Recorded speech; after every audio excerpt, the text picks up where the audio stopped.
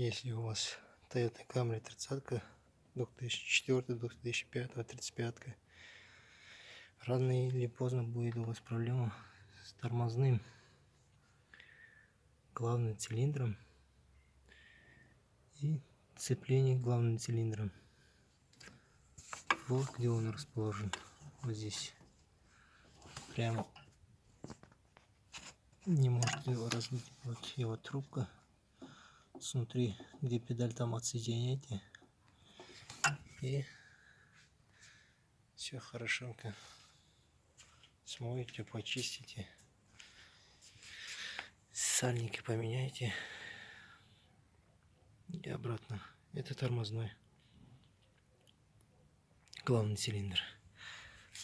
Я все почистил. Сальника поменял.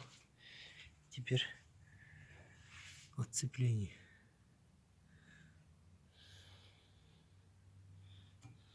Тоже сальники поменяю. Обратно ставлю. И никакой проблемы не будет у вас.